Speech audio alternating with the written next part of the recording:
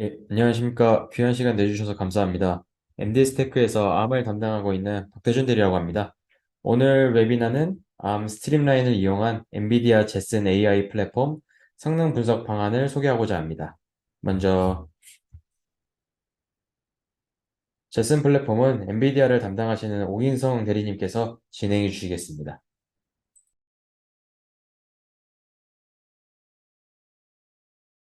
안녕하십니까? 저는 MD스테이크의 제슨 담당자 옥인성 대리입니다. 자, 그럼 지금부터 제슨에 관련돼서 소개와 또 제슨이 어떻게 현재 국내 시장에 사용되고 있는지 설명을 드리도록 하겠습니다.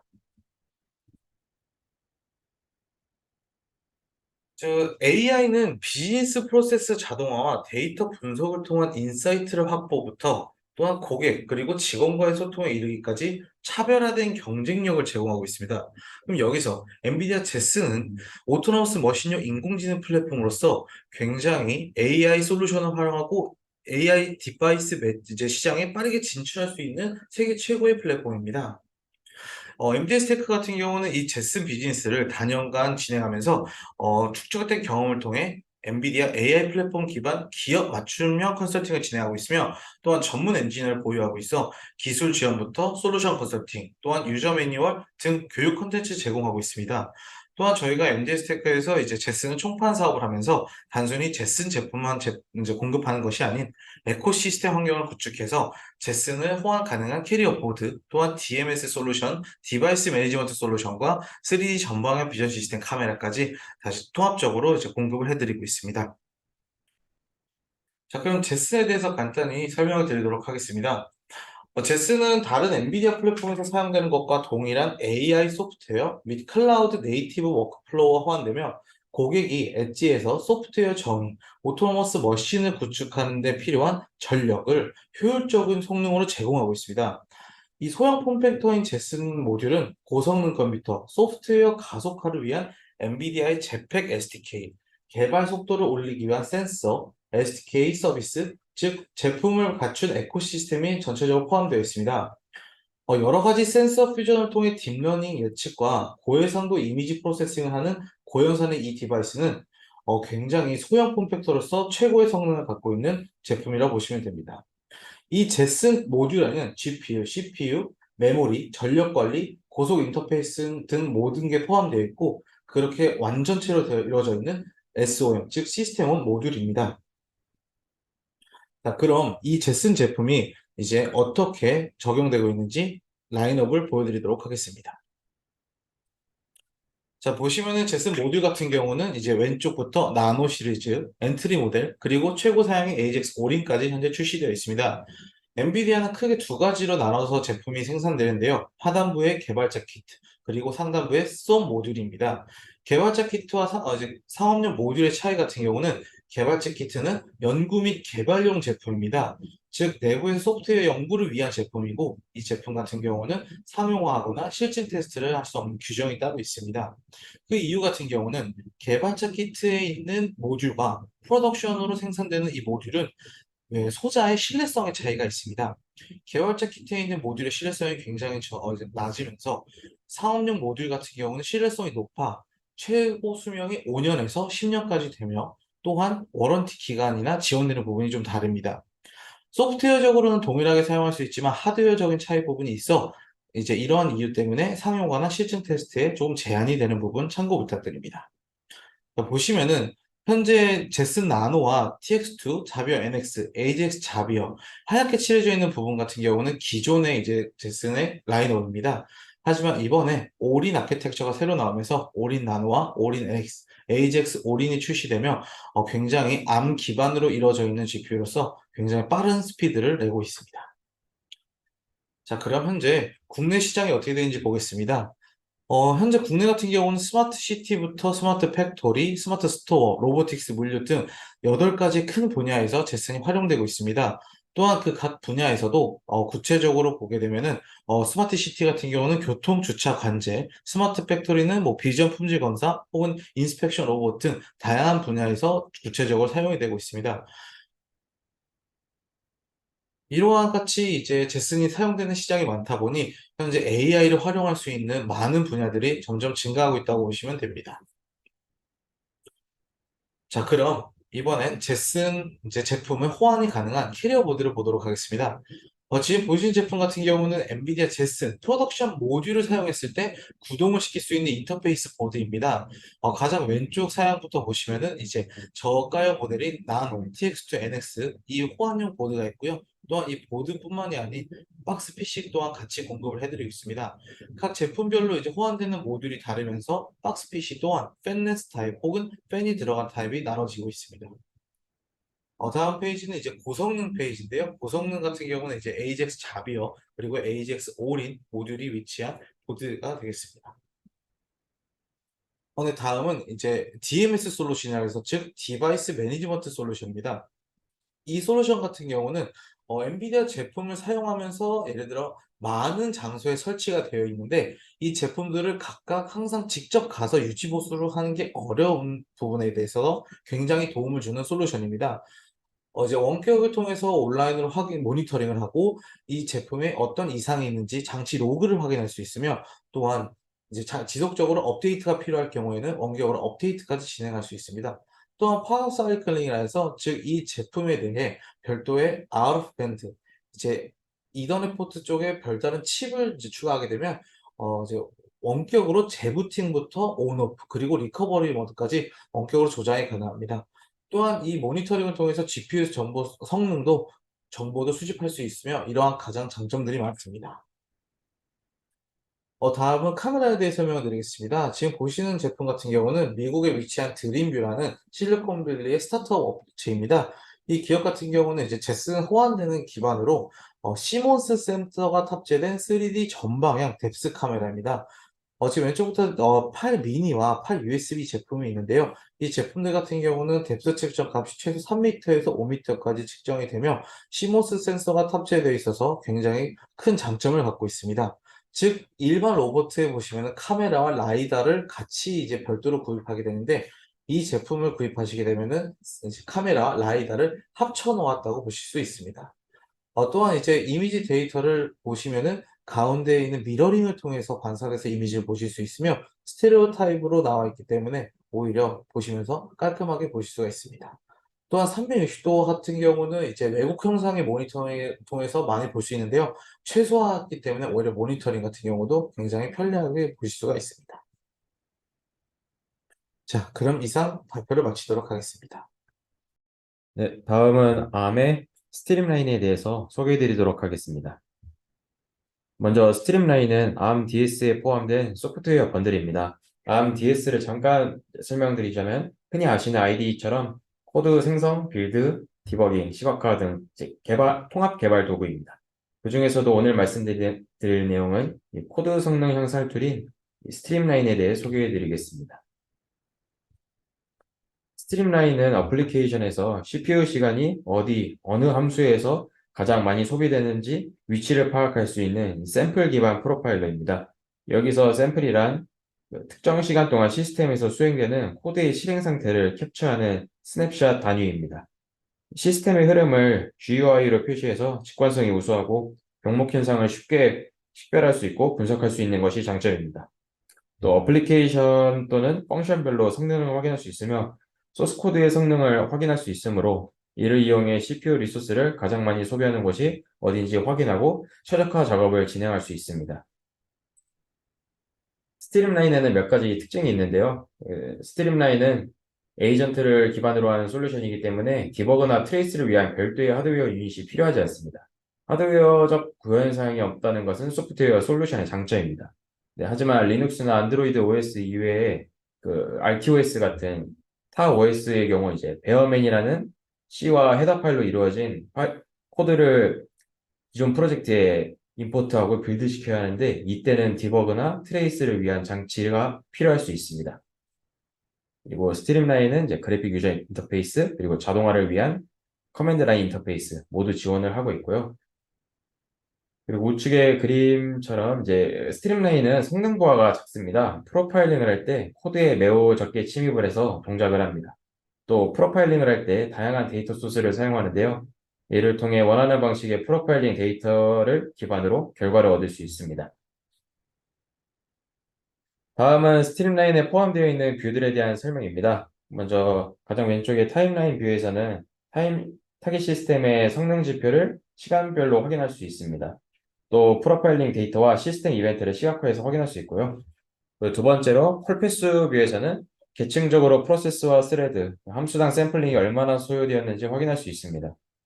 세 번째, 펑션 뷰에서는 라이브러리, 함수들을 나열해서 프로파일링 데이터를 확인할 수 있는데요. 간단하게 펑션 뷰는 저측의 콜패스 뷰와 다르게 이제 프로세스에 국한되지 않고 그냥 전체 OS에서 실행되는 모든 함수들을 나열한다고 보시면 되겠습니다. 그리고 이제 네 번째 코드 뷰에서는 이름처럼 소스 코드 레벨로 디스어셈블리와 함께 라인 바이 라인으로 이 코드가 CPU를 얼마나 점유하는지 데이터를 확인할 수 있고요. 마지막으로 이제 로그 뷰에서는 이제 소스 코드에 어노테이트 함수를 추가해서 스트림라인에 로그 기록을 남길 수 있는데요. 이 어노테이트 함수라는 것은 이제 간단하게 여러분들이 이제 흔히 아시는 printf 함수처럼 이 로그 뷰에 원하는 출력 데이터를 표시할 수 있습니다. 바로 뒤에서 이제 이 다섯 가지 뷰들에 대한 특징을 살펴보겠습니다. 먼저 타임라인 뷰는 이제 퍼포먼스 데이터를 여러 타입으로 볼 수 있는데요. 여기 가운데 보이시는 이 그래프가 액티비티 차트라고 부릅니다. 액티비티 차트는 시간축에 따라 특정 리소스나 소요 시간에 대한 소비량을 보여줍니다. 그래프 스타일도 이제 네 가지를 선택할 수 있으며 색상이나 명칭도 변경 가능합니다. 그림의 이제 좌측 하이라이트에서 이제 리소스를 기본으로 제공된 리소스를 보실 수 있는데요. 이제 CPU 액티비티에서는 이제 유저 영역, 시스템 영역을 구분해서 표시하고 두 번째 브랜치 프레딕터 같이 미스 프레딕션, 파스웰 프레딕션처럼 이제 암 아키텍처의 핵심 성능을 이제 보여주고 있습니다. 또 이제 커스텀 데이터를 추가할 수 있는데요. 그림처럼 이제 CPI 여기 보시면 커스텀 데이터 예시 CPI 클락 퍼 인스트럭션의 약자입니다. 이 여기 아래 하이라이트 보시면 이런 식으로 익스프레션하고 일정한 수식이 있는데요. 이게 이제 엑셀, 여러분 이제 잘 아시는 엑셀처럼 특정 조건식, 뭐 if 조건식이나 올림, 내림, 반올림, 뭐 절대값, 최대 최소 등 표현을 통해서 방정식을 구성할 수도 있습니다. 그리고 이제 특정한 이벤트에 대한 마커 기능도 있는데요. 예를 들어 CPU 액티비티가 갑자기 뭐 100%로 치솟는다. 그러면은 그때 이 타임라인 한쪽에 이때 발생했다라고 마커를 등록할 수 있고, 그리고 이제 커널 구성을 통해서 이제 리눅스 커널이 되겠죠. 그 커널 구성을 통해서 추가할 수 있는 데이터도 있습니다. 이제 다음으로 이제 콜패스 뷰와 이제 펑션 뷰를 이제 같이 보시겠는데요. 이제 좌측의 콜패스 뷰에서는 이제 샘플된 시간 동안 실행된 모든 프로세스를 그 트리 구조로 드릴 다운해서 살펴볼 수 있는데요. 이제 여기 중간에 보시면은 이제 샘플 지금 100%, 뭐 23%, 18% 이렇게 있는데 이게 색상으로 구분돼서 활동 비율을 통해 문제가 될 수 있는 코드를 찾을 수 있게 도와주는 것입니다. 예를 들시면 여기 가장 위에 purple trace, 뭐 스케줄 이런 것 같은데 지금 이 스케줄 헤더 파일에 138번 라인에 위치한 코드가 이제 이 프로세스의 23% 가량의 사용량을 점유한다고 설명하고 있는 것입니다. 이제 문제가 예상되는 부분 또는 이제 병목되는 부분을 찾았다면 더욱 로우한 레벨로 진입을 해서 뒤쪽에 이제 같이 보여드릴 텐데 소스 코드 뷰에서 이제 디스어셈블리와 같이 확인할 수 있습니다. 이 좌측은 이제 콜패스 뷰, 우측은 이제 펑션 뷰인데 펑션 뷰는 이제 앞에서 설명드린 것처럼 콜패스 뷰와 다르게 프로세스를 이제 같이 보여주는 게 아니라 전체 OS 데이터 캡처를 시작한 그 전체 OS에서 실행된 모든 함수를 전부 나열합니다. 그래서 뭐 기본적으로 이제 어디 함수에서 어느 라인 몇 번째 줄에 위치한 코드가 지금 어느 정도의 사용량을 사용하고 있다라고 이제 나타내는 것은 동일합니다. 그리고 이제 많이 흔히들 물어보시는 게 이 샘플이 뭐냐? 이제 샘플이란 거는 이제 ARM 코어 아키텍처에 위치한 PC 카운터, 프로그램 카운터 레지스터에서 이 어떤 명령이 이제 인스트럭션 단위로 동작을 할 때 이 레지스터가 나 동작했어 라고 이제 샘플 단위 이게 단위 여기서 말하는 샘플 단위라는 게 저희가 이제 돈을 셀 때 원, 뭐 달러 이 단위랑 똑같습니다. 여기서 PC 카운터의 단위가 샘플입니다.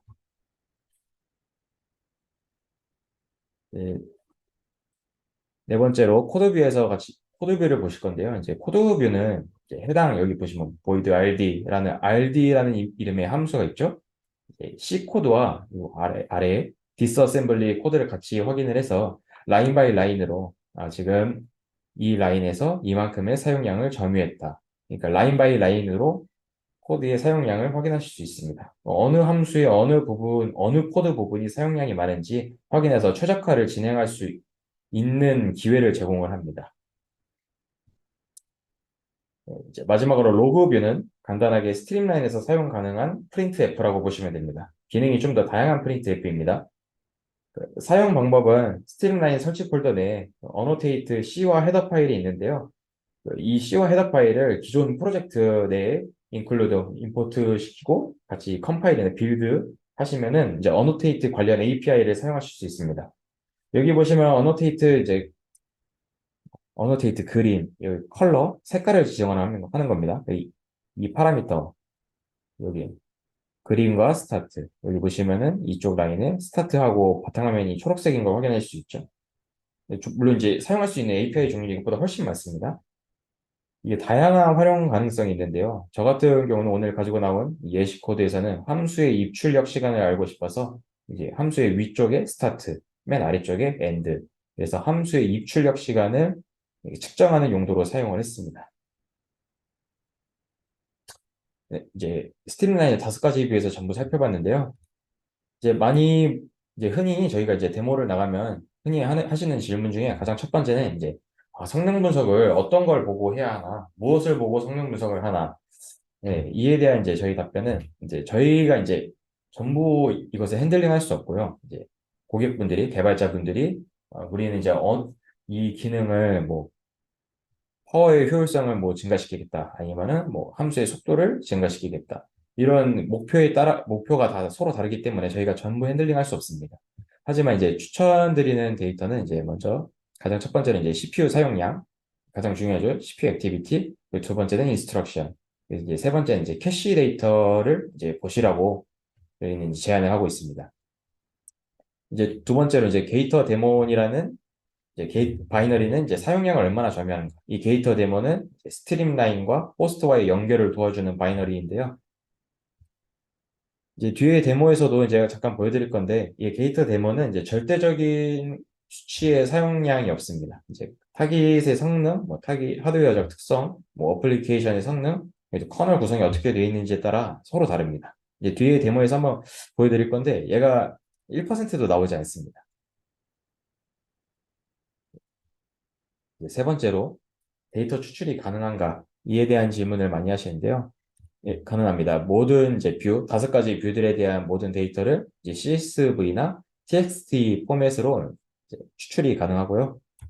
이제 마지막 질문으로 이제 가장 많이 하시는 질문이 리눅스 이외 OS, 뭐 QNX나 일반 RTOS도 사용 가능한가?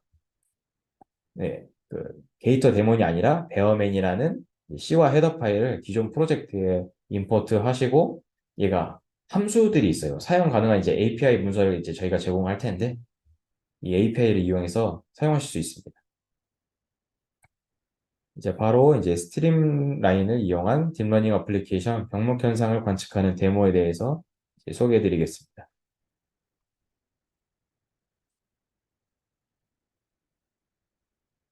예, 지금 여기 보시는 좌측의 화면은 이제 AGX 올인 타겟의 화면을 이제 화면 공유한 것이고요. 이제 우측의 화면이 처음 스트림라인 연결 대기 중인 화면이라고 보시면 됩니다. 먼저 이제 호스트와 타겟을 연결해 볼 건데요. 먼저 간단하게 이제 호스트에서 게이터 데몬이라는 바이너리를 실행시키기만 하면 됩니다. 이 게이터 데몬 바이너리는 이제 뭐 얘는 일단 오픈 소스고요. 직접 빌드해서 사용하시는 방법도 있지만 얘가 이제 최적화가 굉장히 잘 되어 있기 때문에 이 스트림라인 설치 폴더 내에 이 바이너리가 이미 포함되어 있습니다. 이 바이너리를 타깃으로 뭐 복사하셔서 바로 실행시키기만 하시면 됩니다. 여기 좌측에 보시면은 이제 스트림라인 버전과 게이터 레디라고 이제 게이터 데몬이 사용 가능한 모습을 보여주고 있습니다. 그리고 이제 두 번째로 스트림라인을 이제 실행시키는 호스트 PC와 타깃이 동일 네트워크에 있어야 합니다. 저 같은 이제 제 경우는 지금 여기 IP 뭐 192.168.35.228 이렇게 설정을 했는데요. 이게 이 타깃, 이 올인 타깃의 IP 주소입니다. 간단하게 이렇게 이제 호스트 PC에서 타깃의 IP 게이터 데몬을 실행시킨 타깃의 IP를 여기 입력시키고 이 버튼을 이 아래 버튼 눌러보면은 이렇게 특정한 윈도우가 출력되는데요. 이 윈도우가 출력되면 정상적으로 연결이 되었다는 증거입니다. 이게 만약 연결에 문제가 있다면 지금 보시는 이 카운터 컨피규레이션이라는 이 윈도우가 보이지 않습니다. 예, 여기 보시면은 이제 오린X의 코어인 CPU 코어인 코어텍스 A78A2 코어가 확인되고 아래 여러 가지 데이터들이 있죠. 뭐 브랜치 프레딕터, 뭐 버스 사이클, 뭐 익셉션 등등 여러 가지 데이터들이 있습니다. 이 좌측 딱 이 라인까지 어베이버블 이벤트라고 이제 이 좌측의 데이터는 추가할 수 있는 데이터 목록을 표시를 합니다. 우측은 이벤트 투 컬렉터라고 이제 여기 좌측에 사용 가능한 데이터를 이 스트림라인에 표시하겠다. 이 좌측에 준비 중인 목록을 우측으로 이동시키면은 추가를 하실 수 있습니다. 쭉 보시면 뭐 L1, L2, 뭐 데이터, 뭐 DSU 이건 커널 관련이죠. 뭐 F트레이스나 하드웨어 모니터, 뭐 전류나 전압, 특성 이런 것도 추가가 가능합니다. 간단하게 뭐 드래그 앤 드롭으로 데이터들을 추가하고 제거할 수 있어요. 뭐 디스크 I/O도 가능합니다. 이제 퍼프 소프트웨어, 뭐 이제 이쪽 커널 쪽 잘 아시는 분들은 이제 컨텍스트 스위치나 뭐 CPU 마이그레이션 이런 데이터도 포함이 되어 있습니다. 여기 보시는 이제 데이터들, 이 데모에서 보여드린 데이터들은 이제 AGX 올인해서 사용 가능한 데이터고요. 여기 보시는 이제 데이터들은 이제 하드웨어가 지원하는 범위나 커널을 구성하신 방법에 따라 이 데이터들이 변할 수 있습니다. 이렇게 세이브를 하면 이 우측에 컬렉트된 데이터 이벤트를 표시하겠다고 이제 설정을 한 겁니다. 그리고 이제 여기 두 번째 버튼, 어드밴스드 세팅 버튼을 누르면 또 이렇게 이제 스트림라인에 이제 세팅을 이제 설정할 수 있는 윈도우가 표시되는데요. 가장 맨 위쪽부터는 이제 샘플 레이트. 스트림라인은 샘플 기반 프로파일러라고 앞에서 설명드렸었죠. 가장 위에 하이, 두 번째 노멀, 세 번째 로우. 각각 이제 100kHz, 1kHz, 로우는 이제 100Hz. 샘플의 속도를 이제 지정을 하실 수 있고요. 가장 아래 노는 이 논을 선택을 하시면 샘플은 이제 0Hz를 나타내는데 이때는 이제 코드 침입 수준이 가장 낮아서 이제 그러니까 타겟에 영향을 가장 적게 주지만 샘플 기반 데이터는 전부 0을 표시하게 됩니다. 그리고 방금 보여드린 것처럼 이제 뭐 버퍼 모드 같은 경우는 지금 이제 스트리밍으로 돼 있지만 스트리밍은 이제 실시간으로 데이터를 하겠다는 뜻입니다. 근데 버퍼 모드도 지원을 하는데요. 이제 예를 들어 이제 녹화를 했다가 나중에 다시 틀겠다 이런 느낌입니다.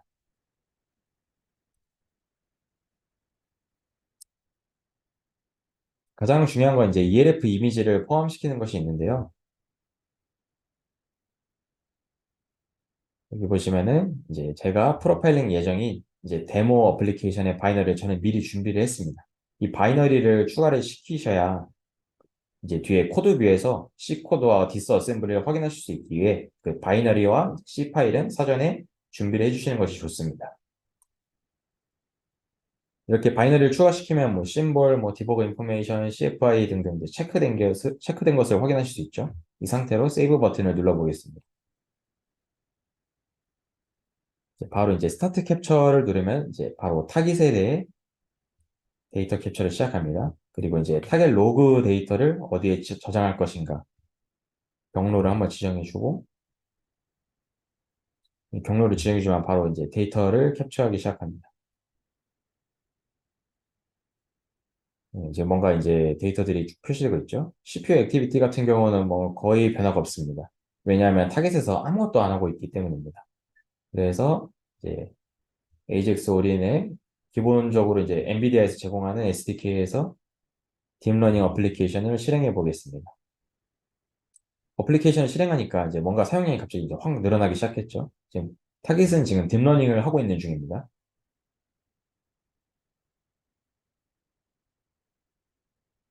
딥스트림이라고 하는 앱인데요. 여기 보시면은 이제 자동차는 이제 빨간색 컨투어, 사람은 파란색 컨투어로 구분하는 것을 보실 수 있습니다.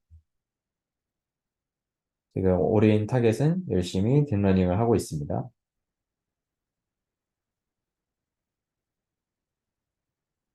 그리고 이제 딥러닝 중에는 이제 CPU 사용량이 확 늘어나신 것을 볼 수 있는데요.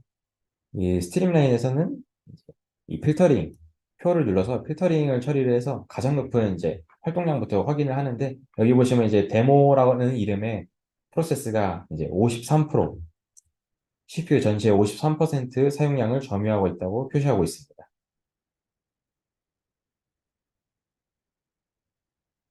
이제 저는 이제 이 지금 딥러닝 어플리케이션에서 어느 부분이 어느 함수의 어느 코드가 가장 많이 사용량을 점유하는가를 확인하기 위해 이제 딥러닝 어플리케이션 잠시 종료하고 데이터 캡처를 종료하겠습니다. 종료하고 이제 바로 스트림라인의 분석을 시작합니다. 이 분석 시간은 이제 이렇게 딱 데이터 캡처를 하고 분석을 시작하는 이 분석 시간은 이 호스트 PC의 성능과 데이터를 총 캡처한 시간에 비례합니다. 호스트 PC의 성능이 좋으면 좋을수록 데이터를 캡처한 시간이 짧으면 짧을수록 분석이 빨리 끝납니다. 잠시 이거 앞으로 살짝만 당기겠습니다. 네, 이제 이렇게 분석이 끝나서 잠시 로딩 뒤에 스케일을 좀 확대를 해보면, 네, 저는 이제 총 한 1분 2초 정도 데이터를 캡처했고요. 여기 보시면 전체 데이터 플로우를 확인할 수 있습니다. 화면을 잠시 확대해서 여기 보시면 이제 화살표 버튼이 있는데요. CPU 액티비티 아래에 뭐 브랜치 프레딕터나 뭐 클럭, 사이클, 뭐 인스트럭션 화살표 버튼이 다 있죠. 이 화살표 버튼을 누르면은 코어별로 확인하실 수 있습니다. 여기 보시면 맨 위에 0번 코어부터 뭐 1번, 2번, 3번, 뭐 7번까지 0번 코어부터 11번 코어까지 AJAX 오리는 총 코어 개수가 12개입니다. 모든 코어에 대해서 확인할 수 있습니다. 딥러닝 어플리케이션이 0번부터 7번까지 총 8개의 코어를 사용했다는 것을 지금 확인할 수 있는 겁니다. 나머지 뭐 인스트럭션도 이렇게 눌러보면은 0번부터 7번까지 이제 코어가 이만큼의 인스트럭션을 처리했다 라고 확인할 수 있습니다. 그리고 아래의 데이터 이제 아래의 표는 이제 프로세스들을 나타낸 것인데요. 앞에는 이제 프로세스 네임, 뒤에는 PID, 여러분이 흔히 아시는 그 프로세스 ID, 숫자를 의미합니다. 여기 보시면 이제 색상으로 좀 구분이 되어 있는데요. 여기 옅은 이제 노란색, 이게 살색으로 보일 수도 있는데, 옅은 색부터 이렇게 진한 주황색, 이거 이제 100%에 가까울수록 빨간색으로 변합니다. 마우스를 가까이 대면 현재 이 프로세스가 이 시간 동시간대에 5%, 여기서 지금 화살표는 5%를 나타내고 있죠. 그리고 이 빨간색은 약 50%. 이렇게 색깔이 진해져서 이 프로세스가 이 시간대에 50%의 사용량을 점유하고 있구나라고 확인할 수 있습니다. 그리고 아까 그 게이터 데몬 사용량을 잠깐 보여드리겠다고 제가 말씀드렸는데, 게이터 데몬은 이제 보시면은 전부 노란색이죠. 그리고 마우스를 가져다 대보면은 0.40쭉 보시면은 이 게이터 데몬은 1%가 되지 않습니다. 매우 가볍다고 말씀드릴 수 있습니다. 바로 이제 콜패스 뷰를 좀 살펴보자면은 전체 프로세스와 프로세스 아이디를 확인할 수 있습니다. 여기 보시면 맨 위에 지금 데모 프로세스가 가장 높은 샘플 사용량을 확인할 수 있죠. 그리고 이 데모 프로세스를 눌러보면 이 프로세스 안에서 실행된 함수들이 전부 나열이 됩니다. 맨 위에 컨버전스라는 함수가 이제 이 데모 프로세스의 76%의 사용량을 점유하고 있다라고 나타내고 있습니다. 그리고 이 아래 unknown 코드라고 이제 되어 있는 것들이 있는데요. 저 같은 경우는 이제 아까 처음에 이 데이터 캡처를 시작하기 전에 바이너리 이미지를 데모 이미지만 하나만 이제 세팅을 해놨기 때문인데, 여기 보시는 이제 뭐 unknown code in kernel, 이 unknown 코드는 이제 제가 포함시키지 않은 이미지들에 포함되어 있기 때문에 unknown 코드라고 뜨는 겁니다. 만약 커널 이미지인 VM 리눅스를 여기 같이 넣어놨다면 얘네 코드가 다 떴을 겁니다.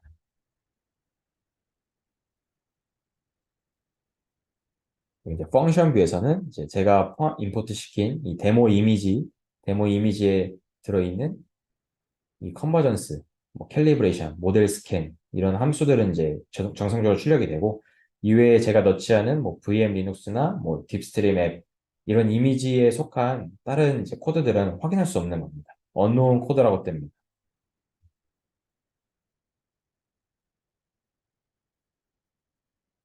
다시 돌아와서 저는 이제 데모 어플리케이션에서 어느 함수에서 이제 병목이 진행되는지 확인하기 위해 얘를 이렇게 클릭을 하면 필터링이 됩니다. 다시 이제 CPU로 돌아와서 이제 클릭을 풀었을 때 여기 이제 0초부터 데이터들이 이렇게 살짝 확인할 수 있는데요. 얘를 다시 클릭하면은 이 프로세스가 점유한 리소스만 표시하게 됩니다.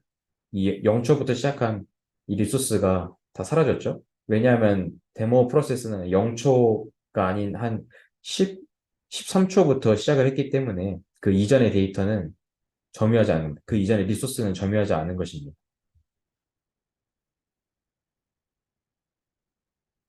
네, 다시 돌아와서 이 여기 타임라인 뷰에서 이렇게 프로세스 필터링 처리를 하면은 콜패스 뷰에서도 이 데모 프로세스에 대해서만 표시를 합니다. 그리고 이제 드릴 다운을 해보면 이제 데모 프로세스에 파생된 여러 프로세스를 확인할 수 있는데요.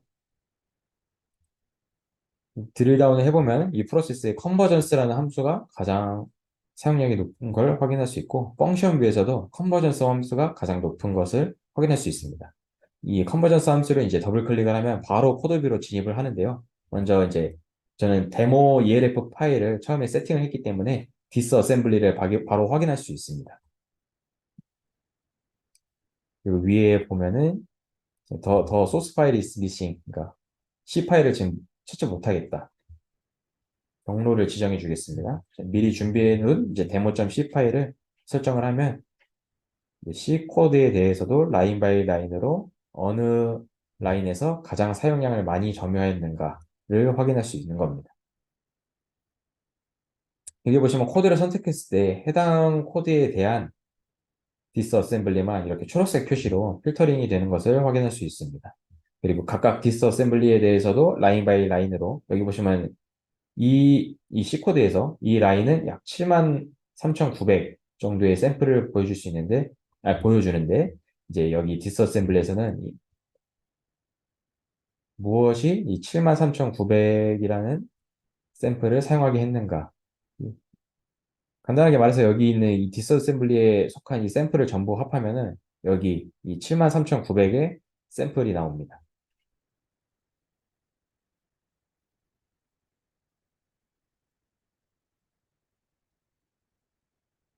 여기 보시면은 이제 각각 라인별로 어느 곳에서 사용량을 많이 점유했는지 이제 샘플 사용량이 표시되죠. 이제 마지막으로 로그 뷰를 좀 보여드리자면은 저 같은 경우는 이제 여기 스타트 스캔과 이제 엔드 스캔 딱 두 가지만 표시되는데요. 여기 스타트 스캔의 3.5초 이 값을 잠시 기억을 해주시기 바랍니다. 3.5초입니다. 제가 이 어노테이션을 왜 추가를 했냐면은 여기 보시면은 모델 스캔이라는 함수가 있습니다. 그리고 그 위에 annotate channel color라는 함수와 여기 annotate channel color라는 그러니까 annotate 함수가 여기 모델 스캔 위아래에 위치해 있습니다. 그러니까 쉽게 말해 이 모델 스캔이 실행되는데 얼마만큼의 시간을 사용을 했는가를 가지고 싶어서 제가 확인하고 싶어서 위아래에 선언을 한 겁니다.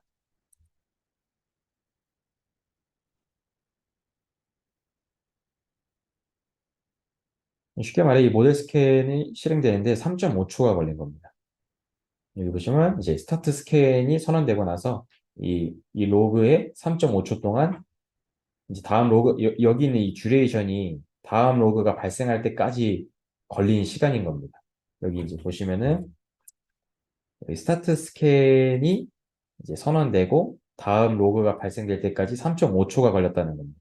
여기 이제 엔드 스캔은 41초가 있는데요. 왜 41초냐면은 이 엔드 스캔이 호출되고 난 다음 이제 아래에 보시면 다른 로그가 없잖아요. 계속 이 듀레이션이 쌓이는 겁니다. 다음 로그가 생성될 때까지 이 듀레이션이 계속 쌓이게 됩니다.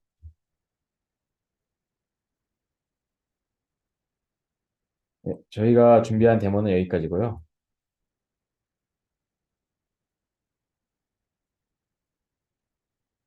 네, 다음으로 이제 Q&A 시간 갖도록 하겠습니다. 네, 저희가 준비한 웨비나는 여기까지입니다. 이상으로 엔비디아 제슨 플랫폼 그리고 이제 암 스트림라인을 이용한 성능 분석 방안 웨비나를 마치도록 하겠습니다. 네, 귀한 시간 내주셔서 감사합니다.